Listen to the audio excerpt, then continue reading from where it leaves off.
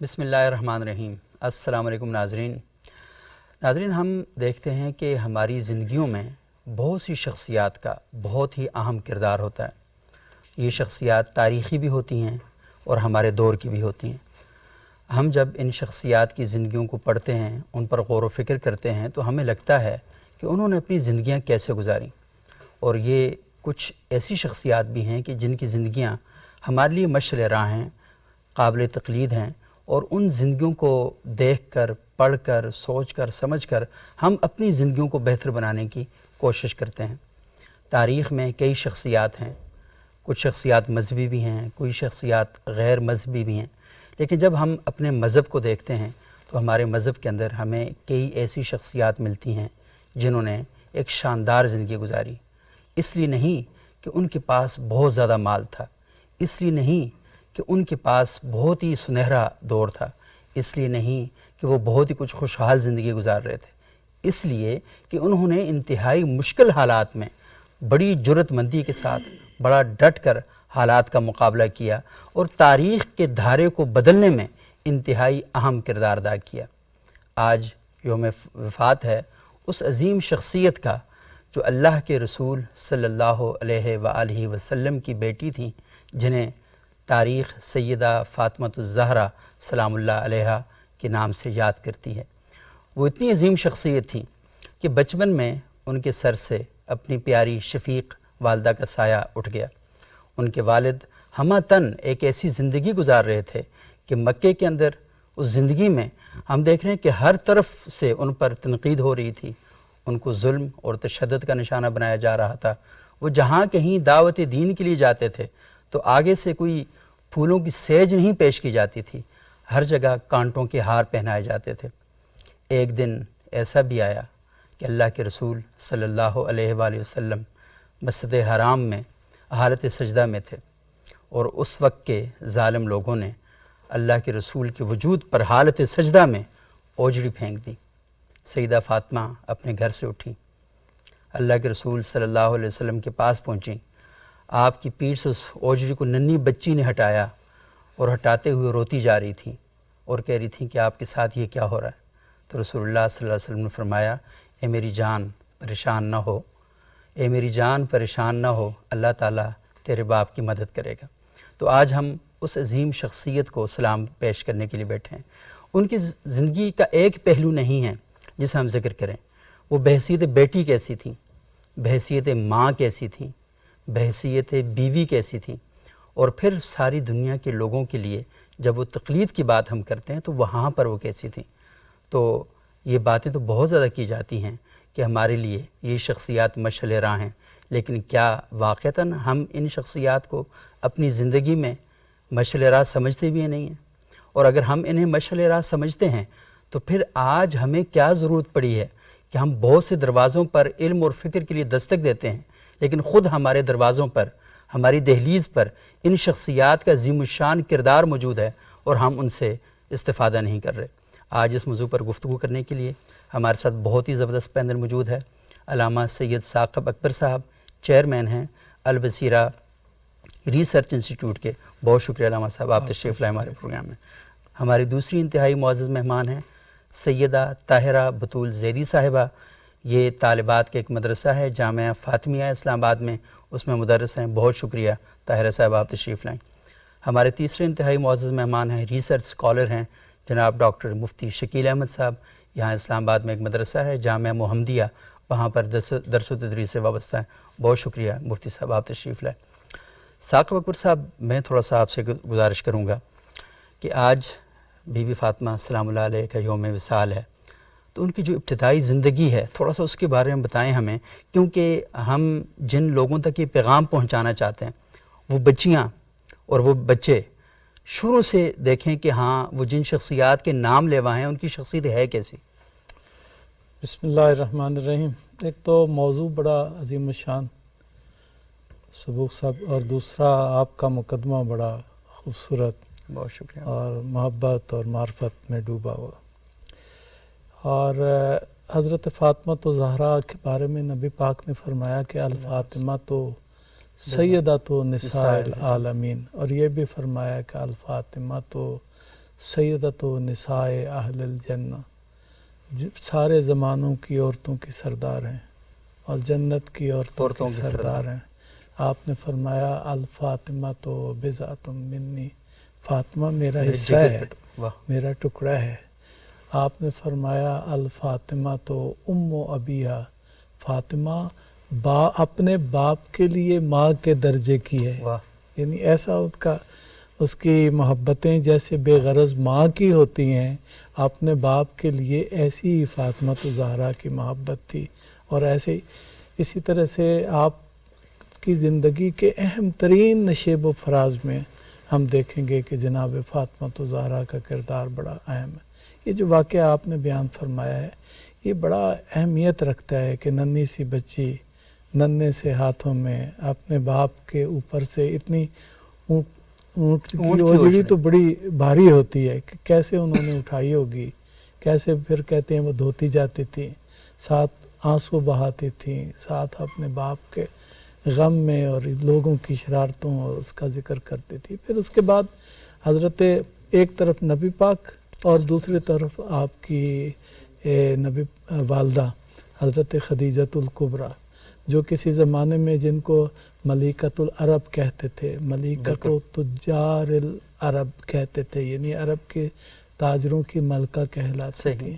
انہوں نے جو اپنی دولت تھی سب کی سب جناب نبی پاک کے اوپر جو ہے وہ نچھاور کر دی. نبی پاک پر جو مشکلات آتی، آپ کے صحابہ کو جو مشکلات آتی، تو وہ ساری دولت جو ہے وہ آپ کے اوپر انہوں نے خرچ کر دی. جب ماں کی ایثار کی یہ ساری باتیں اس بیٹی نے دیکھی ہوں گی تو کیسے ہو سکتا ہے کہ بیٹی کے اندر وہ ایثار اور وہ کیفیت جو ہے اپنے باپ کا ایثار اللہ کے بندوں کے لیے اور اپنی ماں کا ایثار اپنے باپ کے لیے انہوں نے اس طرح سے اپنی آنکھوں سے دیکھا ہے. کہتے ہیں بعض چیزیں ایسی ہیں میں نے پڑھی کہ حضرت خدیجۃ الکبریٰ جو خود نبی پاک سے نہیں کہہ سکتی تھیں، وہ حضرت فاطمہ تو زہرا کے ذریعے سے کہتی تھیں کہ اپنے باپ سے یہ کہہ دو. ایک تو جب آخری کہتے ہیں وقت آیا تو چند چیزیں آپ نے مستقیماً نبی پاک سے کہہ دیں کہ میں جاتے جاتے، یعنی ایک بیٹی کے لیے، اور ایک اور بات آپ نے وصیت کی. تو ایک کہا کہ میں فاطمہ سے کہوں گی، وہ آپ سے کہے گی مجھے شرم آتی ہے. تو وہ فاطمہ سے یہ کہا کہ اپنے باپ سے کہنا کہ جب آپ کے اوپر پہلی وحی نازل ہوئی تو جو لباس آپ نے پہنا ہوا تھا مجھے اس میں کفن دیجیے گا. آپ یہ دیکھیں کہ نبوت کے ساتھ، وحی کے ساتھ اور نبی پاک کے ساتھ ان کا کیسی کیفیت ان کی موجود تھی. یہ سب چیزیں فاطمہ تو زہرا نے اس گود میں دیکھی ہیں. یہی وجہ ہے کہ پھر جب بعد کی زندگی شروع ہوتی ہے ہجرت کے بعد کی، تو آپ کو اہم ترین مواقع پہ فاطمہ تو زہرا نظر آئیں گی. جنگ احد ہوئی، ابھی تیسرا ہی سال تھا نا، صحیح، بالکل. دوسرے سال شادی ہو گئی، تو تیسرے سال میں حضرت امام حسن بھی پیدا ہوئے. تو وہ ننھا سا بچہ ہی موجود تھا، اور ساتھ یہ واقعہ ہوا جس میں نبی پاک کے دانت شہید ہو گئے احد میں. ہاں، تو کہتے ہیں یہاں سے گئی ہیں آپ وہاں پہ، اور نبی پاک کی جو ہے نا وہ مرہم پٹی کی ہے اور احد کے میدان میں پہنچی ہیں. تو آپ یعنی نبی پاک کو خود بھی اتنا پیار تھا فاطمہ تو زہرا کے بارے میں کہ محدثین نے لکھا ہے کہ جب کہیں مدینے سے باہر جاتے تھے تو سب سے آخر میں فاطمہ تو زہرا سے رخصت ہوتے تھے، اور واپس آتے تھے تو سب سے پہلے جو ہے وہ فاطمہ تو زہرا کے پاس آتے تھے، تاکہ یہ جو جدائی کا وقت ہے وہ منیمم آئے فاطمہ تو زہرا کے ساتھ خود. لیکن یہ اس سب کے باوجود کہ اتنا بڑا باپ اور ایسی بیٹی، اس کے باوجود آپ نے جو تعلیمات لوگوں کو کہا کہ یہ بیٹیوں کے لیے اختیار کرنا، وہی آپ نے اپنی بیٹی کے لیے بھی اختیار کیا. اور شاید اس میں بہت بڑا واقعہ جو آج کے لوگوں کے لیے بڑا سبق آموز ہے کہ جب آپ کی شادی کا مرحلہ آیا تو آپ نے اپنی بیٹی سے پوچھا, ایک رشتہ آیا, پوچھا تو بیٹی نے نہ کر دی. ایک طریقہ تھا وہ نہ کرنے کا, کہتے ہیں دروازے سے باہر سے پوچھتے تھے تو آگے سے وہ کوئی جواب نہ دیتی تو اس کا مطلب ہے نہیں, انکار تو کر دی. 3 ایسے رشتے آئے, آپ نے خاموشی اختیار کی.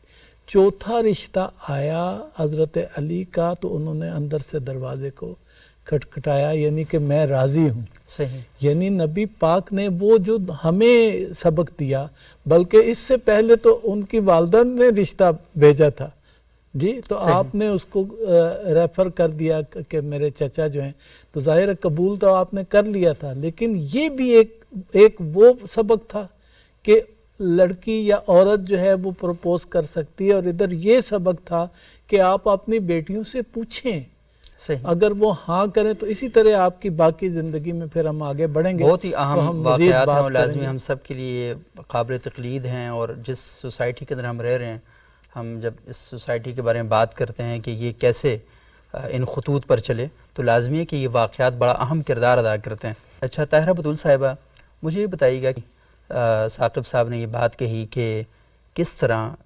رضامندی جو تھی شادی کے معاملے پر, اور ایک رشتہ آیا اس کا انکار کیا, دوسرا آیا اس کا انکار کیا, تیسرے کا انکار کیا, اور چوتھے رشتے کو آپ نے ویلکم کیا. مجھے بتائیے گا کہ ہم جس معاشرے کے اندر ابھی رہ رہے ہیں, تو ہمارے لیے انتہائی محبت کا جو مرکز ہے وہ سیدہ فاطمہ کی ذات ہے, لیکن یہ محبت کا مرکز تو ہیں, یہ عمل کا مرکز کیوں نہیں بن رہی؟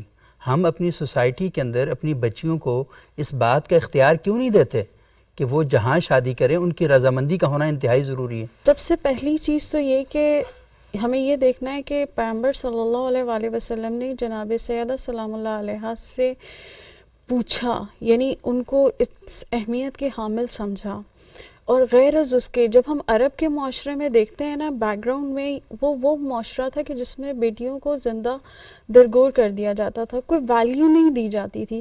تو پیغمبر ایک نئے چیز کا آغاز کر رہے ہیں, اور جب انہوں نے اس نئی چیز کا آغاز کیا تو سب سے پہلے اپنے گھر سے آغاز کیا.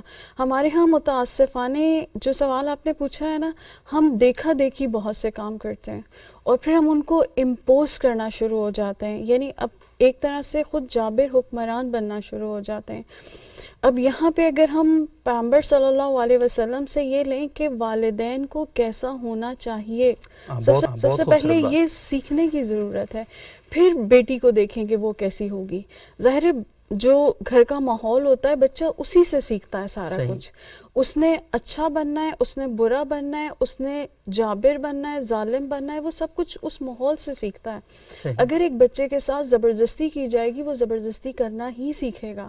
یہاں پہ آپ نے جناب سیدہ سلام اللہ علیہ کا بیک گراؤنڈ دیکھا کہ بہت محبت والا ماحول تھا. اتنے پیار سے ان کو بلایا جاتا تھا, کہا جاتا تھا فاطمہ تو بذات منی, فاطمہ میرے جگر کا ٹکڑا ہے. اور یہ ایک بہت محبت والا انداز تھا جو کہ اختیار نہیں کیا جاتا. معمولاً ہمارے معاشرے میں بیٹی کو ایک بہت برے طریقے سے بلایا جاتا ہے. پھر اس کے بعد یہ مرحلہ آتا ہے کہ جب وہ اس کو بلایا ہی اتنے برے طریقے سے جاتا ہے تو پھر اس کو اہمیت کہاں سے دیں گے اس معاملے میں. پھر اس کے اوپر رائے امپوز کی جاتی ہے. اس کو اگر ہم جناب سیدہ سلام اللہ علیہ کی زندگی سے دیکھیں تو جیسے انکل نے ارشاد فرمایا کہ انہوں نے ریجیکٹ بھی کیا. اب جب پیغمبر صلی اللہ علیہ وسلم انہیں کسی کے بارے میں بتاتے ہوں گے تو وہ یہ علم رکھتی تھی نا کہ اس شخص کی شخصیت کیسی ہوگی جو انہوں نے انکار کیا. ایسے ہی تو انہوں نے انکار نہیں کر دیا, اور 3 دفعہ انہوں نے انکار کر کے پھر ایک اقرار کر کے بتایا کہ شخصیت اگلے بندے کی بھی کیسی ہونی چاہیے, کیا چیزیں امپورٹنٹ ہے جو اگلے بندے میں دیکھنی چاہیے. پھر اس کے بعد انہوں نے اس چیز کو ایکسیپٹ کیا. اور اگر ہم اس چیز کو اپنے معاشرے میں رائج کرنا چاہتے ہیں تو اس کے لیے ضروری ہے کہ ہم پہلے اس کی ایک اچھی تربیت کریں, اسے ایک اچھا ماحول فراہم کریں, پھر اس سے اس قسم کے سوال کریں تو وہ بھی اس سوالوں کا اسی طرح سے جواب دے سکے گی. اور اس میں ایک اہم کردار جو ہے وہ جناب سیدہ سلام اللہ علیہ کی اس وقت عمر ہے. ہمارے ہاں دیکھا جاتا ہے کہ ایک وہ اسکول پڑھ لے, کالج پڑھ لے, یونیورسٹی پڑھ لے, پھر اس کے بعد ہم یہ ڈیسائیڈ کریں گے, یعنی تب تک وہ میچور ہوگی. جناب سیدہ سلام اللہ علیہ کی ایج اتنی نہیں تھی مگر وہ اتنی میچور تھی کہ وہ یہ سمجھ سکتی تھی کہ انہیں کس کو ہاں بولنی ہے اور کس کو نہ بولنی ہے. تو یہ سمجھنا بھی بہت ضروری ہے. اور یہ سمجھ کہاں سے آ سکتی ہے؟ یہ گھر کے ماحول سے آ سکتی ہے.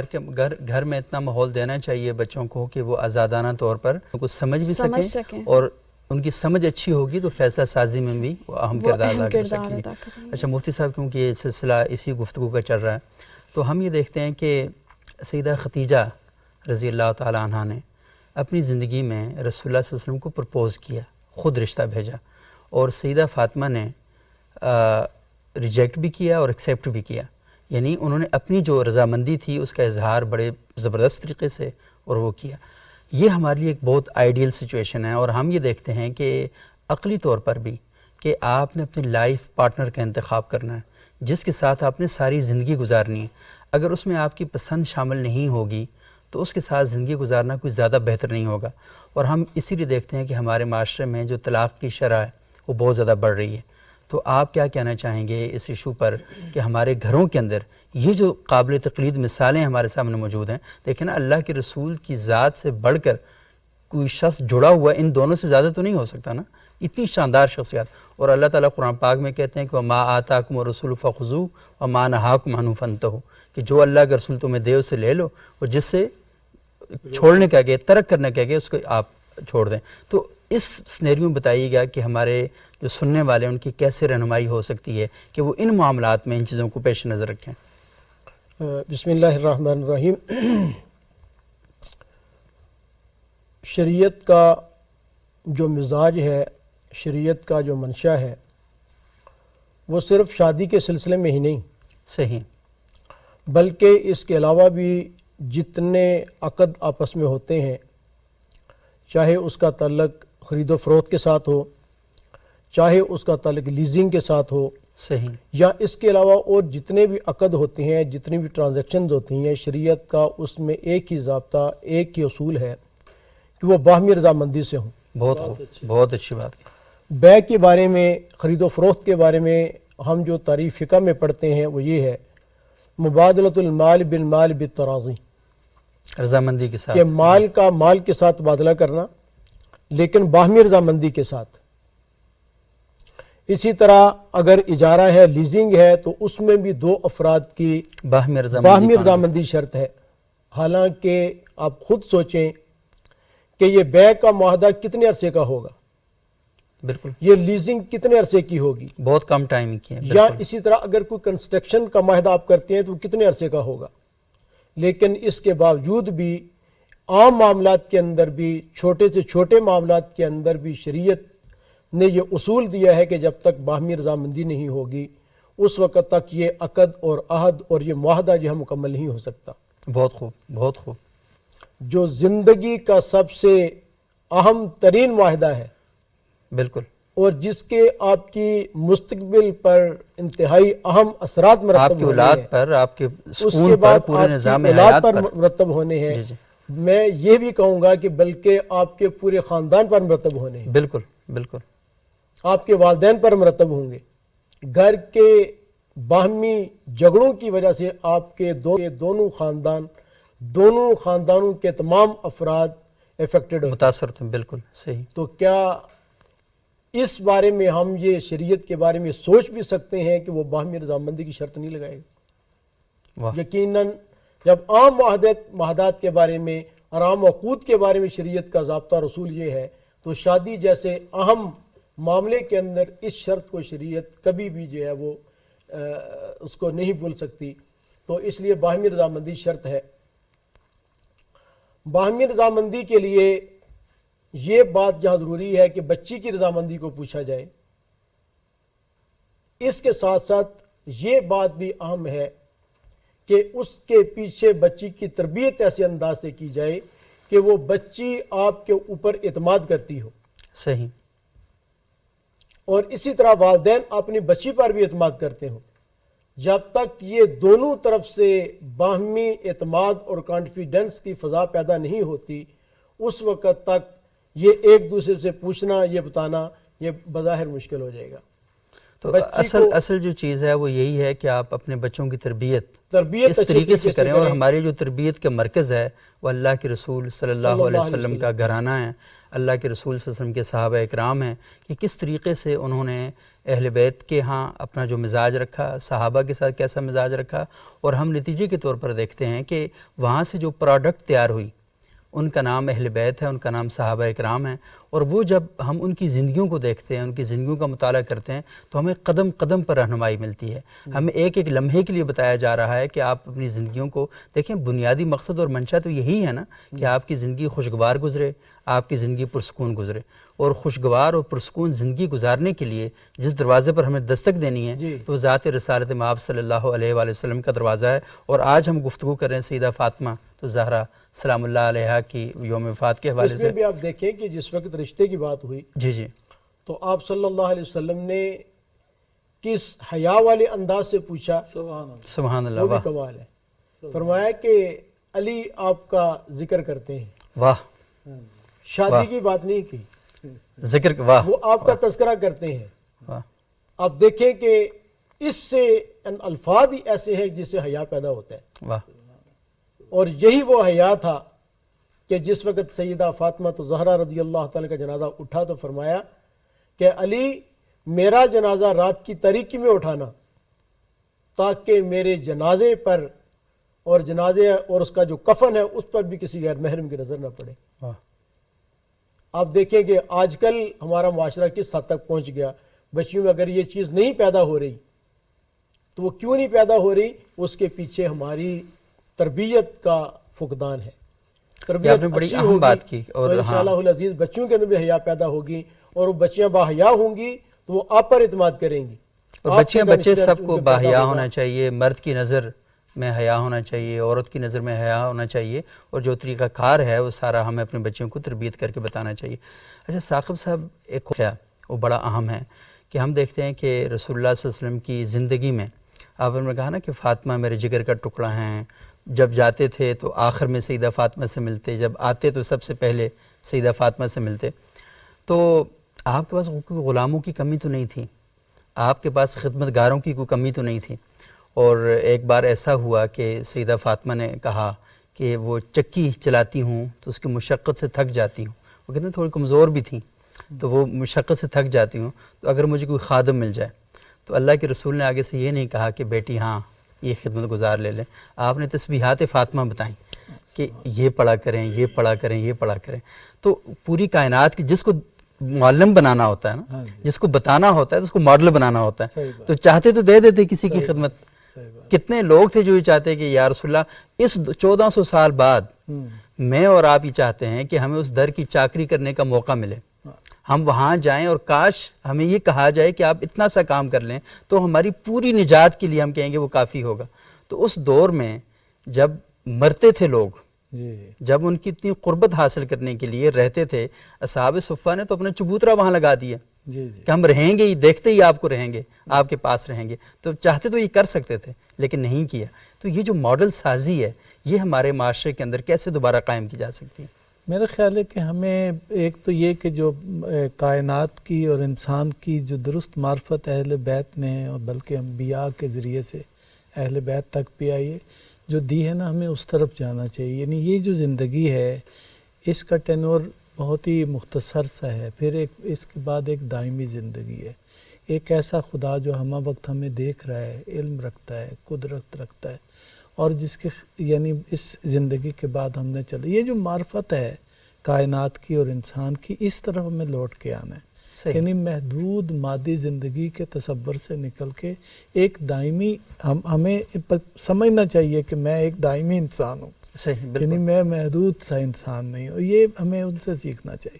یہ جو آپ نے واقعہ سنایا ہے یہ گھر میں واقعی ایسا ہی ہوا. آپ نے جب حضرت علی کے ذریعے سے پیغام بھیجا تو نبی پاک نے کہا کہ یہ پڑھا کریں ہر نماز کے بعد 34 مرتبہ اللہ اکبر اور 33 مرتبہ الحمدللہ اور 33 مرتبہ سبحان اللہ. پھر سارے خاندان نے پھر اس کے بعد جب امت کو پتہ چلا تو آج تک ہم اس کو اپنی نماز کے بعد اس کو ہر نماز کے بعد پڑھتے ہیں. اور تسبیحات فاطمہ. حضرت علی سے کسی نے کہا کہ کیا آپ نے کہا کہ میں نے جب سے نبی پاک نے فرمایا یہ تسبیح تو میں نے ترک نہیں کی. تو ایک ساری رات جنگ رہی تھی تو کسی نے پوچھا کیا اس لیلۃ الحریر میں بھی؟ آپ نے کہا اس رات بھی میں نے اس کو جو ہے وہ ترک نہیں کیا. حضرت فاطمہ تو زہرا کی زندگی کے بارے میں ایک 17 اشعار پر منقبت ہے علامہ اقبال کی، بالکل جس میں وہ کہتے ہیں کہ فاطمہ زہرا اسوہ کاملہ ہے ساری انسانوں اب ساری عورتوں کے لیے، دنیا بھر کی عورتوں کے لیے۔ پھر وہ یہاں سے شروع کرتے ہیں مریم از یک نسبت عیسیٰ عزیز، از سے نسبت حضرت زہرا عزیز، کہ مریم ہمیں عزیز ہیں عیسیٰ کی نسبت سے، اور ایک نسبت فاطمہ ہے، ہمیں تین نسبتوں سے۔ پھر وہ حضرت نبی پاک کا ذکر کرتے ہیں، پھر مولا علی کا ذکر کرتے ہیں کہ بانوے انتا ادار حلتا مرتضی مشکل کشا شیر خدا۔ پھر وہ حسن اور حسین کی والدہ کے حوالے سے، پھر آگے کہتے ہیں مزرع تسلیم را حاصل بطول مادراں را اسوہ کامل بطول۔ اب وہ ان کے کریکٹر کو پیش، نسبتوں کو بیان کرنے کے بعد اب وہ کریکٹر کو پیش کرنے کے لیے جو ہے وہ آتے ہیں کہ میں نے اس کا منظوم ترجمہ کیا ہے۔ اچھا وہ ارشاد طاعت کی کشتے زار کا حاصل ہے فاطمہ، واہ ماؤں کے لیے اسوہ کامل ہے فاطمہ۔ واہ، پھر آگے کہتے ہیں بہر محتاج دلش انگونے سوخت با یہودی چادر خود را فروخت۔ ایک محتاج آ گیا آپ کے دروازے پر تو آپ کو دینے کے لیے کچھ نہیں تھا، ایک اپنے گھر کی ایک اوپر لینے والی چادر تھی، ایک یہودی کو فروخت کی اور پیسے جو تھے وہ اس محتاج کو لا کے دیے۔ پھر وہ کہے کہ چکی اس طرح سے چلاتی تھی اور آپ کے لبوں پر قرآن حکیم کی آیات جاری رہتی تھی، جبریل نے آپ کے اشک اٹھائے ہیں وہ آپ کے، اور وہ جا کے عرش پر بچھائے ہیں۔ آخری دو شعر اس کے بڑے زبردست ہیں، وہ کہتے ہیں کہ رشتہ آئین حق زنجیر پاست پاس فرمان جناب مصطفیٰ است، ورنہ گرد تربتش گردیدمی سجدہا بر خاک او پاشیدمی، کہ امر خدا نے پاؤں میں زنجیر ڈال دی، دل سے یہ بات حکم نبی نے نکال دی، ورنہ طواف تربت زہرا کیا کروں اور اس کی خاک پاک پہ سجدہ کیا کروں۔ تو کمال کی منقبت ہے، اور اس میں پوری آپ کی زندگی، آپ کی شوہر کی خدمت، آپ کی گھر کی خدمت، آپ کے بچوں کی تربیت، دوسروں کے لیے کیا ہے، اور مظلوموں اور محروموں کے لیے قرآن حکیم نے بھی بیان کیا ہے آپ کے کہ یطعمون الطعام علی حبہ مسکینا و یتیما و اسیرا، کہ جو کچھ یعنی جب آپ روزہ رکھا ہوا تھا سارے خاندان نے، تو ایک دروازے پر ایک دن مسکین آ گیا، ایک دن یتیم آ گیا، تو سب کچھ اٹھا کے جو ہے وہ ان کو دے دیا، اور قرآن حکیم میں پھر ان کو اس طرح سے ذکر کیا، اور قرآن کہتا ہے کہ وہ یہ بھی آگے سے کہتے ہیں کہ ہم آپ سے شکریہ بھی نہیں چاہتے، یعنی مسکین اور یتیم کو کہتے ہیں کہ یہ ہم نے آپ کو دے دیا، ہم آپ سے شکریہ بھی نہیں چاہتے۔ پھر اللہ میاں ان کو کہتا ہے کہ سعیکم مشکورہ، میں جو تمہاری کوششوں کا شکریہ ادا کرنے والا اور قدردانی کرنے والا ہوں۔ بہت خوب۔ دیکھیں یہ بھی ایک تربیت کا ایک بنیادی، آپ جب یہ واقعہ بیان کر رہے تھے اشعار میں بھی، تو میرے ذہن میں ایک اور واقعہ اسی گھر کا آ گیا کہ رمضان میں بہت عرصے بعد گھر پہ کوئی دستک دی کسی نے، تو وہ فقیر تھا، تو بالکل افطاری کا وقت تھا، اور افطاری کے وقت میں جب دستک ہوئی تو سیدنا علی المرتضیٰ نے اپنے غلام سے کہا کہ میں سیدہ فضا سے غالباً کہا تھا، سیدہ فضا سے کہا کہ یہ روٹی آپ ان کو دے دیں۔ انہوں نے کہا ایک منٹ رکیں، بی بی فاطمہ نے کہا کہ میری روٹی بھی دے دیں۔ جب بچوں نے دیکھا حسنین کریمین نے، تو انہوں نے کہا ہمارے حصے کی روٹی بھی اٹھائیں، تو فضا نے دیکھا کہ ساری دے رہے ہیں تو اپنے حصے کی روٹی بھی اٹھائی، اور اٹھا کے جا کے دروازے پر فقیر کو دے دی۔ تو بنیادی بات تو یہ ہے نا کہ گھر کے اندر جب یہ جذبہ پیدا کریں گے بچوں کے اندر کہ آپ نے اصل میں جو دیا وہی دیا، اور آپ نے اگر کسی کو دے دیا، کسی پہ لٹا دیا، تو اصل میں آپ نے اپنے لیے بچایا وہی، وہ دیا نہیں ہے، وہ بچایا۔ امام علیہ السلام کہتے ہیں ایک دن ساری رات جاگتے رہے تو والدہ کی دعائیں سنتے رہے، نماز پڑھتی تھی، پھر دعائیں کرتی تھی، اس ہمسائے کی، اس ہمسائے کی، اس صحابی کے لیے، اس صحابیہ کے لیے۔ تو دن ہو گیا، جب چڑھ گیا تو بیٹے نے ماں سے کہا کہ ماما ساری رات آپ لوگوں کے لیے دعا کرتی رہی، آپ نے اپنے لیے کوئی دعا ہی نہیں کی۔ پتہ چلا بیٹا میرا سنتا رہا ہے، تو آپ نے کہا کہ یہ ہمارے ہی سارے اللہ کی مخلوق جو ہے نا، یہ عزیز ہیں، ان کے لیے دعائیں بڑی ضروری ہیں۔ آپ یہ دیکھیں کہ اپنے لیے نہیں مانگا، ان کو پتہ ہے وہ رب جس سے میں ان سب کے لیے دعا مانگ رہی ہوں مجھے کیسے نظر وہ تو ساتھ شامل ہوں گے۔ اب یہ آپ کہتے ہیں یہ سیکھنا بچوں کا، یہ حسن حسین نے سیکھا ہے، یہ فاطمہ نے محمد مصطفیٰ اور خدیجۃ الکبریٰ کی گود میں سیکھا ہے، پھر فاطمہ اور علی کی گود میں حسن اور حسین نے سیکھا ہے۔ اسی لیے ایک بزرگ کہتے ہیں کہ یہ ماں کی گود ہے جس سے بچہ جو ہے وہ پرورش پا کر معراج پہ چلا گیا۔ واہ، اور بالکل ماؤں کا کردار بہت ہی اہم ہے، اور آپ یہ کہہ رہے تھے کہ سیدہ فاطمہ نے سیکھا سیدہ ختیجہ اور اللہ کے رسول کی آغوش میں، اور اللہ کے رسول کی سیدہ فاطمہ کی آغوش حسنین کریمین نے سیکھا، تو وہ یہ پتہ نہیں کیا ہے کہ ایک لڑی آ جاتی ہے واقعات کی آپ کے ذہن میں ایک پوری وہ آ جاتی ہے۔ تو وہ دیکھا کہ وہ ایک دفعہ ایک بزرگ صحابی، وہ نئے نئے اسلام قبول کیا تھا، وضو فرما رہے تھے، تو وضو فرماتے ہوئے انہوں نے کیا کیا کہ وضو کی تھوڑا بہت کوئی فرق آ گیا۔ تو اب ہم جیسے کوئی ہوتے تو ہم تو بتاتے نا انکل کس قسم کا وضو کر رہے ہیں، آپ کو تو وضو کا طریقہ ہی نہیں آتا، ہم تو جب تک اپنا پورا علم ظاہر نہ کریں تو ہمیں مزہ ہی نہیں آتا۔ تو دونوں بھائی بیٹھے ہوئے تھے، دونوں کو لگا کہ ترتیب الٹ دی ہے کہیں، تو انہوں نے کیا کیا کہ بڑی خوبصورتی سے کے ساتھ کہا کہ چچا جان ہم دونوں بھائی وضو کرتے ہیں، آپ ہمیں دیکھیں ہم میں سے کون اچھا وضو کرتا ہے۔ سبحان اللہ۔ اب وضو کیا انہوں نے تو چچا جان کو سمجھ آ گئی کہ بچوں کے وضو میں مسئلہ نہیں تھا، میرے وضو میں مسئلہ تھا، تو انہوں نے کہا سلام اس گھرانے پر کہ جس نے تربیت کا بھی وہ اسلوب اختیار کیا کہ اگلی کی ذات کی کمی نمایاں نہیں ہونے دی، کوئی خامی نمایاں نہیں ہونے دی، بلکہ وہ کردار ادا کیا کہ لوگوں نے دیکھا اور دیکھ کر پھر وہ سمجھنا شروع ہو گئے۔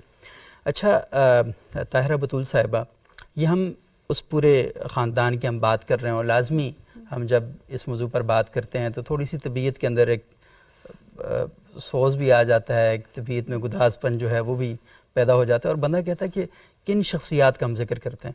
عموماً یہ ہوتا ہے کہ ہم لوگ کہتے ہیں کہ بھائی آج کا دور وہ دور نہیں رہا، یہ وقت وہ وقت نہیں ہے، حالات بدل چکے ہیں، زمانہ بدل چکا ہے، کیا پرانی باتیں کر رہے ہیں گھسی پٹی۔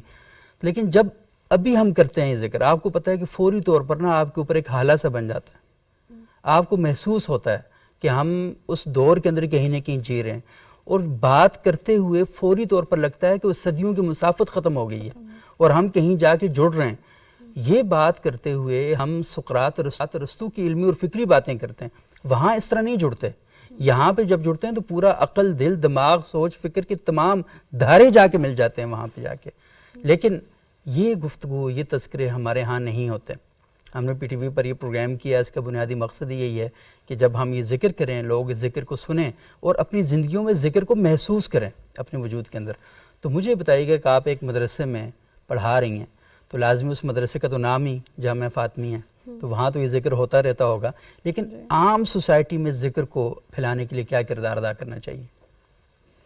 عام سوسائٹی میں ذکر کو پھیلانے کے لیے ہمیں سب سے زیادہ ان کا تذکرہ کرنا پڑے گا۔ اس میں سب سے بنیادی چیز وہ دیکھنے کی یہاں پہ یہ ہے کہ جیسے جناب سیدہ سلام اللہ علیہ کے ہاں بیٹے کی ولادت ہوتی ہے، سب سے پہلا کام ہوتا ہے اس کا نام رکھنا۔ جناب سیدہ سلام اللہ علیہ اپنے اس بلند و بالا مقام کے باوجود خود ان کا نام نہیں رکھتی، امام علی سے کہتی ہیں۔ امام علی خود نام نہیں رکھتے، پیغمبر سے کہتے ہیں۔ یعنی نام رکھنے میں بھی وہ اس چیز کو مد نظر رکھ رہے ہیں کہ نام جو ہے ایک خاص اس شخصیت کی طرف سے، اور یہاں تک کہ اللہ سبحانہ و تعالیٰ ان کے نام مشخص کرتا ہے۔ اور اسی طرح ان کے تربیت کے مختلف مراحل ہیں۔ آپ نے شاید یہ سنا ہو کہ امام حسین، امام حسن جب امام علی علیہ السلام خطبے دیا کرتے تھے، وہ جاتے تھے، سنتے تھے، اور جب واپس آتے تھے تو جناب سیدہ سلام اللہ علیہ ان سے پوچھتی تھیں کیا کہا ہے بابا نے۔ یہ تربیت کا ایک اصول ہے۔ یہ کتنا خوبصورت ہے۔ میں سوری آپ کو روک کر کہ ہمیں یاد ہے کہ ہمارے بچپن میں ہم جب اسکول سے واپس آتے ہیں نا تو ہمارے والدین ہم سے پوچھے بتاؤ پڑھا کیا آج اسکول سے بچہ آتا ہے، اس کے بعد پتہ ہوتا ہے جی ابھی اس کے وہ ٹیوشن ٹیچر نے آنا ہے، ٹیوشن ٹیچر نے نہیں آنا ہوگا تو قاری صاحب نے آنا ہوگا یا کسی اور نے آنا ہوگا، تو وہ یہ ٹائمنگز ختم ہو گئی ہیں ہماری اس اور ہمارا بچوں کے ساتھ جو علمی فکری انٹریکشن ہے وہ ہم نے رینٹ پہ دے دیا، رینٹ پہ دے دیا۔ یہ اسکول والا پڑھائے، یہ ٹیوشن والا پڑھائے، یہ قاری صاحب پڑھائے، ہم نے خود کچھ نہیں کرنا، ہم نے بچہ پیدا کرنا تھا بس۔ ہاں جی، ہم نے دوسروں سے اس کو ٹرین کروانا ہے، ہم نے خود اس کو ٹریننگ نہیں دینی۔ یہ جناب سیدہ کی ٹریننگ تھی، وہ ان سے سنتی تھی کہ بھئی کیا کہا ہے، پہلے ایک سے سنتی تھی پھر دوسرے سے سنتی تھی، کوئی ڈیفرنس تو نہیں ہے، ایک ہی بات سنی تھی، صحیح سنی تھی. اور اسی طرح امام علی علیہ السلام کو انہوں نے بتایا تو امام علی علیہ السلام نے خود سنا کہ بھئی واقعی یہ لوگ صحیح سے سنتے ہیں. تو یہ چیز بڑی امپورٹنٹ ہے، تربیت میں ایک بڑا اہم کردار ادا کرتی ہے. دیکھیں حافظے میں اس کا کتنا بڑا رول ہے کہ آپ جب سنتے ہیں کسی سے اور پھر دوبارہ سناتے ہیں کسی کو، پھر دوسرے بچے سے سنا جاتا ہے، تو مسلسل سننے کی وجہ سے آپ کا حافظہ زیادہ سٹرونگ ہوتا ہے اور چیزیں زیادہ آپ کے دماغ میں بیٹھتی ہیں، اور پھر آپ بہتر انداز میں وہ چیز کر سکتے ہو. اب کیونکہ ہمارے ذاتی زندگی میں اس چیز کی جگہ نہیں ہے. اور پھر دوسرا یہ کہ ہم نے ریلیجس ڈسکشنز الگ کر دی ہیں. ہم نے کہا ہے کہ اگر ریلیجس ڈسکشن کرنی ہے تو اس کی کوئی اسپیشل محفل ہوگی تو وہاں پہ وہ کی جائے گی، ادروائز نہیں کی جائے گی. حالانکہ ان کے گھر میں سارا کچھ گھر میں ہی ہو رہا ہے، یعنی پوری مکمل درسگاہ گھر کے اندر ہی ہے. اگر انہوں نے ٹرین کرنا ہے اپنے بچوں کو کہ آپ نے دینا ہے تو انہوں نے دے کے وہیں پہ دکھایا ہے کہ کیسے دینا ہے. اور اگر انہوں نے اپنے بچوں کو مختلف بیہیویئر ٹرین کرنے تو وہ اپنے بیہیویئر سے دکھایا ہے کہ کسی سے اگر آپ نے بات کرنی ہے تو کتنی پولائٹلی کرنی ہے، کتنے پیار سے کرنی ہے. یعنی یہ بچہ باہر کے ماحول سے نہیں سیکھتا، وہیں گھر سے سارا کچھ سیکھ رہا ہے. اور ہمارے متاسفانہ آج کل کے ماحول میں ہم جیسے مرضی بول دیتے ہیں. ہم اس کو جو ہے آزادی سمجھتے ہیں کہ جیسے مرضی ہم بولیں، یہ ہماری اسپوکن آزادی ہے کہ ہمیں یہ حق حاصل ہونا چاہیے کہ ہم جیسے مرضی بولیں. حالانکہ یہاں پہ ہر کسی سے ایک خاص بیہیویئر کے ساتھ بولا جا رہا ہے. نانا جان سے کیسے بات کرنی ہے، بیٹوں سے کیسے بات کرنی ہے. جناب سیدہ سلام اللہ علیہ اپنے بیٹوں کو بلاتی ہیں یا قرۃ عینی، اے میری آنکھوں کی ٹھنڈک کہہ کے. ایک خاص طریقہ کار ہے بیٹوں کو بلانے کا. اور اسی طرح پھر آگے سے رسپیکٹ کس طرح سے کرنا ہے، بہنوں کے ساتھ کس طرح سے پیش آنا ہے. جناب زینب سلام اللہ علیہ اور امام حسین کا رشتہ ایسے ہی اتنا اسٹرانگ نہیں ہوا ہے. اس میں بہت تربیت کا اثر تھا جس کی وجہ سے جو ہے ہم اپنے، کیونکہ بچوں کے اوپر ان چیزوں میں توجہ نہیں دے رہے ہیں. وہ اگر آپس میں لڑ رہے ہیں تو ہم ان کو نہیں بتا رہے ہیں کہ آپ نے آپس میں کس طرح سے بات کرنی ہے، بڑے کو کس طرح سے بلانا ہے، چھوٹے نے کمیونیکیشن کے جتنے بھی طریقے ہیں وہ جب تک آپ بچوں کو نہیں سکھائیں گے کہ گفتگو کا انداز کیسا ہونا چاہیے، سوال کیسے کرنا ہے، سوال کا جواب کیسے دینا ہے. اور آپ نے اگر کوئی بات کرنی بھی ہے تو بات تو اصل میں بہت مشکل ترین کام ہے. ہم ہی سمجھتے ہیں دنیا کا آسان ترین کام بولنا ہے، دنیا کا مشکل ترین کام بولنا ہے. کیونکہ اگر اس بولنے کے پیچھے علم نہیں ہے، تحقیق نہیں ہے، جستجو نہیں ہے تو محض بولنا، وہ کیا بولنا ہے؟ بات تو وہ ہوتی ہے نا کہ جو پھر بات بناتی ہے. تو دنیا کے اندر یہ تو وہ شخصیات ہیں کہ جن کی باتیں آج تک لوگ کہتے ہیں یہ باتیں ہیں، تو وہ رسول اللہ کی باتیں ہوں، صحابہ کی باتیں ہوں، اہل بیت کی باتیں ہوں، تو یہ باتیں وہ ہیں جو باتیں بناتی ہیں. ان باتوں سے باتیں بنتی ہیں. اور جب یہ بات نہیں ہوتی تو پھر کوئی بات نہیں ہوتی، پھر بات ہی نہیں رہتی، بات ہی ختم ہو جاتی ہے، سارا ماحول خراب ہو جاتا ہے. اچھا مفتی صاحب آپ مجھے بتائیے گا، ہم سیدہ فاطمہ الزہرا سلام اللہ علیہ کی زندگی کے بارے میں بات کر رہے ہیں. ان کی زندگی کے بارے میں جب ہم پڑھتے ہیں تو مختلف کتابوں میں یہ چیزیں لکھی ہوئی ہیں کہ مشکل ترین وقت انہوں نے گزارا. کھانے کے لیے کوئی اتنا آسودگی نہیں تھی، رسول اللہ صلی اللہ علیہ وسلم کے گھر کے اندر بھی اس طرح کا ماحول نہیں تھا، غربت تھی، کئی دن تک کہتے ہیں ہنڈیاں نہیں پکتی تھی. اب آج کل بھی یہ پرابلم ہے، حالات بڑے مشکل ہیں، مہنگائی اپنے عروج پر ہے.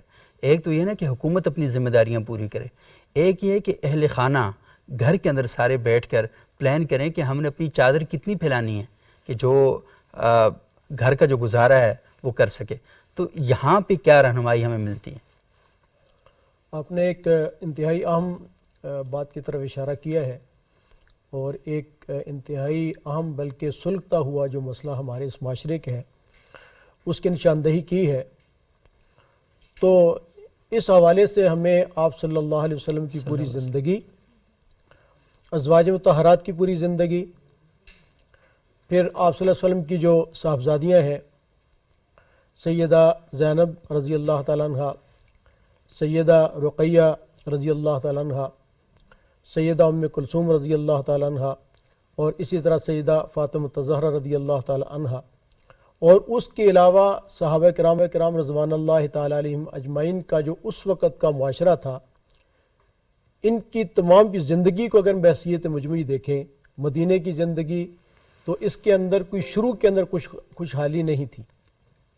آپ صلی اللہ علیہ وسلم کے جو گھر کے جو سیدہ امی عائشہ رضی اللہ تعالیٰ نے ارشاد فرمایا کہ کتنے کتنے دن گزر جاتے تھے ہمارے گھر میں چولہا نہیں جلتا تھا. اور صحابہ کی جو زندگی تھی ابتدائی، اس کے اندر بھی آپ نے یہ چیزیں دیکھیں. سیدہ فاطمہ زہرا رضی اللہ تعالیٰ کا تذکرہ بھی آپ نے کیا. تو دیکھنا ہم نے یہ ہے کہ ہم کس طرح اپنے ان مسائل کو، خاص طور پہ یہ غربت کے مسائل سمجھ لیں یا مہنگائی کے مسائل ہیں، کس طرح ہم ان کی زندگی سے روشنی لے کر ہم ان کو حل کر سکتے ہیں. صحیح. تو آپ صلی اللہ علیہ وسلم نے ارشاد فرمایا الاقتصاد فی النفقۃ نصف المعیشہ، کہ اپنے نفقے کے اندر، اپنے اخراجات کے اندر میانہ روی اختیار کرنا، یہ آدھی معیشت تو یہی ہے. واہ. دوسری بات کہ انسان کے جو اخراجات ہیں وہ انسان کے اختیار میں ہے، بڑھا بھی سکتا ہے گھٹا بھی سکتا ہے، صحیح. لیکن آمدن انسان کے اختیار میں نہیں ہے. ہاں وہ تو فکس ہے، کہیں سے آ رہی ہوگی. ہمارے ہاں تو یہ بھی کہتے ہیں یہ ہوائی روزی ہوتی ہے. ہم، بعض کے بارے، نوکریوں کے بارے میں یا پیشوں کے بارے میں کہا یہ ہوائی روزی ہے. صحیح. تو جو چیز انسان کے اپنے اختیار کے اندر موجود ہے، جو انسان کے کنٹرول قبضے میں ہے، انسان اس میں تصرف کرے، اس میں کمی کرے، دیکھے کہ کون سی غیر ضروری جو چیزیں ہیں میری زندگی میں شامل ہیں، ہم اس کو ڈیڈکٹ کر دیں، ان کو الگ کر دیں. اور جو چیز انسان کے اختیار میں نہیں، ہم اس کے پیچھے دوڑتے ہیں، جو اختیار میں اس کو ہم چھوڑ دیتے ہیں. صحیح. اور دوسری بات جو ان حضرات کی زندگی سے ہمیں سمجھ میں آتی ہے وہ یہ ہے کہ ان کی زندگی کے اندر جو سب سے اہم چیز آپ صلی اللہ علیہ وسلم کی زندگی میں وہ سادگی تھی. بے شک بے شک. اور آپ صلی اللہ علیہ وسلم نے شادی کے بارے میں یہ ارشاد فرمایا کہ سادگی اختیار کی جائے، پھر رہن سہن کے اندر سادگی اختیار کی جائے، پھر اسی طرح کھانے پینے کے اندر بھی سادگی اختیار کی جائے. آج کل کا جو ہمارا معاشرہ ہے جو فاسٹ فوڈ کے پیچھے اور اس طرح جو مہنگی سے مہنگی چیزیں جو ہیں ان کے پیچھے جاتا ہے، کپڑے کے بارے میں، کھانے پینے کے بارے میں، رہائش کے بارے میں لگژری چیز ہونی چاہیے. اس دنیا کی ہوس نے ہمیں جو ہے وہ پاگل کیا ہوا ہے، جس کی وجہ سے ہمارا سکون جو ہے وہ برباد ہے کہ گھر کے سارے لوگ کماتے ہیں لیکن اس کے بعد خرچہ جو پورا نہیں آپ یہ ہوتا. بات کر رہے تھے، میرے ذہن کے اندر یہ بات آ رہی تھی کہ رسول اللہ صلی اللہ علیہ وسلم کی زندگی، سیدنا علی کی زندگی، ابو بکر صدیق، حضرت عمر، حضرت عثمان غنی کی زندگی، اگر ان زندگیوں کو ہم دیکھیں، بی بی فاطمہ کی زندگی، تو ہمیں لگتا ہے کہ اس سوسائٹی کا غریب ترین آدمی بھی اگر چاہے کہ میں نے اس طرح زندگی گزارنی ہے، معاشی حوالے سے بھی اور دیگر حوالوں سے بھی، اس کے لیے بالکل وہ گزار سکتا ہے. یعنی اگر وہ چاہے نا کہ مطلب کوئی مالدار آدمی ہے تو شاید اس طرح کی زندگی وہ نہیں گزار سکتا، لیکن یہ زندگیاں ایسی ہیں کہ غریب ترین آدمی بھی چاہے کہ ہاں میں نے یہ زندگی گزارنی ہے تو وہ یہ ستارہ اپنے سینے پر سجا سکتا ہے کہ وہ سیدہ فاطمہ زہرا سلام اللہ علیہ کی طرز پر زندگی گزار رہا ہے، سیدنا ابو بکر صدیق کے گھر کی جو طرز ہے اس کے اوپر وہ زندگی گزار رہا ہے. تو چاہے تو یہ تو بہت ماڈل ہے نا. تو ماڈل تو یہی ہوتا ہے کہ امیر ترین بھی اس پر کام کر سکے اور غریب ترین بھی اس پر وہ کام کر سکے. اچھا ہمارے ساتھ ثاقب صاحب ہمارے بہت ہی بزرگ دوست خورشید ندیم صاحب ہمارے ساتھ لائن پر موجود ہیں، اور خورشید صاحب سے ہم پوچھیں گے کہ سیدہ فاطمہ زہرا سلام اللہ علیہ کیا کی زندگی کے حوالے سے. خورشید صاحب، آج ہم بڑی اہم گفتگو کر رہے ہیں سیدہ فاطمہ زہرا کی زندگی کے حوالے سے. آپ بتائیے گا کہ سب سے بڑی لرننگ کیا ہے سیدہ فاطمہ زہرا کی زندگی کے حوالے سے؟ یہ تو رول ماڈلز ہیں ہمارے. اللہ تعالیٰ نے جن لوگوں کو خواتین کے کانٹیکس میں دیکھیے تو بطور خاص جو رول ماڈلز اللہ نے بتائے ہیں وہ امہات المومنین ہیں یا بنات پیغمبر صلی اللہ علیہ وسلم. اس سے پہلے بھی آپ دیکھیے کہ ہماری مسلم تاریخ میں، یعنی عالمگیر مسلم تاریخ میں، سیدہ مریم کے بارے میں قرآن مجید نے کس طرح کے الفاظ استعمال کیے، کس طرح خراج تحسین پیش کیا. یہ ایک سلسلہ الذہب ہے، ایک سونے کی لڑی ہے ان خواتین کی جنہوں نے مسلم سویلائزیشن کو، مسلم فکر کو گویا انسانی وجود میں مجسم کر دیا. سیدہ فاطمہ زہرا رضی اللہ عنہا گویا آپ یوں سمجھیے کہ اس سلسلے کی آخری کڑی. آپ نے بطور بیٹی اور بطور بیوی، بلکہ یہ کہنا چاہیے کہ بطور بیوی، بطور خاص ایک رول ماڈل دیا ہے. بچوں کی تربیت کیسے کرنی ہے، سردی گرمی میں اپنے میاں کے ساتھ، اپنے ہسبینڈ کے ساتھ کیسے زندگی گزارنی ہے، اور کیسے خدا کے سامنے جواب دہی کے احساس کے ساتھ ایک رول ماڈل بننا ہے. یہ اس کی گویا آپ سمجھیے کہ آخری شکل ہے جو انسانیت نے دیکھی سیدہ کی ذات میں. آپ کو معلوم ہے کہ رسالت میں آپ صلی اللہ علیہ وسلم کی زندگی کے آخری دور میں وہ گویا آپ کی ساتھی مانوں میں تھیں کہ بچوں میں سب سے کم عمر تھیں، اور آپ صلی اللہ علیہ وسلم کو جو مشہور واقعہ موجود ہے کہ کیسے آپ سے سب سے پہلے ملاقات کرنے والی بھی تھی بعد از مرگ. تو آپ نے جو رول ادا کیا بطور بیٹی کے رسالت میں آپ صلی اللہ علیہ وسلم کے ساتھ مشکل دور میں، اور پھر سیدنا علی رضی اللہ عنہ کے ساتھ، یعنی ایک عظیمت کے راستے کے مسافر تھے وہ بھی، اور یہ بھی ان کے ساتھ ساتھ چلی، اور پھر جیسے بچے انہوں نے پرورش کی، جیسے ان کی تربیت کی، اور جس مشکل حالات میں معاشی کٹھن حالات ہوئے، جیسے بھی حالات ہوئے، تو انہوں نے یہ بتایا کہ کیسے ایک خدا سے ڈرنے والے، خدا سے تعلق رکھنے والی ذات اور ایک شخصیت اور ایک ہستی لوگوں کے لیے رول ماڈل بن سکتی ہے. تو میں سمجھتا ہوں کہ ہماری تاریخ کے اندر دو شخصیات، سیدہ عائشہ اور سیدہ فاطمہ بطور خاص، ساری یہ ظاہر ہے امہات المومنین سب کتاب اور رسالت میں آپ سے کی بیٹیاں اور باقی سب پوری طرح ان کا اسوہ ہمارے لیے مثال ہے، لیکن یہ دو بطور خاص امپورٹنٹ ہیں. ان کا جو کنٹریبیوشن ہے مسلم سویلائزیشن میں وہ غیر معمولی ہے. اس کو کوئی دیکھنا چاہے تو علامہ اقبال نے اس کو منظوم کیا ہے. پھر سید اپنے جو ہمارے ایسے ایک بڑے مفکر تھے ڈاکٹر علی شریعتی، انہوں نے بھی اس میں جو کچھ لکھا ہے، میرا خیال ہے وہ چیز ضرور پڑھنی چاہیے کہ فاطمہ فاطمہ کیوں ہے، اور اس امت کے اندر ان کی غیر معمولی حیثیت کیوں ہے، اور کیوں وہ ایک رول ماڈل ہیں رہنے والے دور میں اور قیامت کی صبح تک. تو بہت شکریہ خورشید صاحب، آپ نے بڑے اہم نکات کی طرف اشارہ کیا کہ کیسے سیدہ زہرا سلام اللہ علیہا کی جو زندگی ہے وہ ہم سب کے لیے رول ماڈل ہے، اور کس طریقے سے انہوں نے زندگی ایسی گزاری کہ آج بھی ان کا ذکر ہم کرتے ہیں، ان کے مشکلات کا، اور جس طریقے سے انہوں نے تربیت کی اپنے بچوں کی، اپنے خامد کے ساتھ دل جوئی کا معاملہ، اپنے والد کے ساتھ چھوٹی عمر میں ایک ایسا کردار کہ ان کو ام ابیہا کہا گیا. تو یہ ساری چیزیں جب ہمارے سامنے آتی ہیں تو ہمیں ایسی خوبصورت شخصیات ذہن کے اندر آتی ہیں کہ جی کرتا ہے کہ کاش ہم اس دور کو کسی طرح فوٹو اسٹیٹ کر کے اس دور کے اندر لے کر آ جائیں، اور ہمارا معاشرہ، ہمارا جو طرز زندگی ہے وہ سارا اسی طرح ہو جائے. بہت شکریہ مفتی شکیل احمد صاحب، بہت شکریہ طاہرہ بتول صاحبہ، بہت شکریہ علامہ ثاقب اکبر صاحب،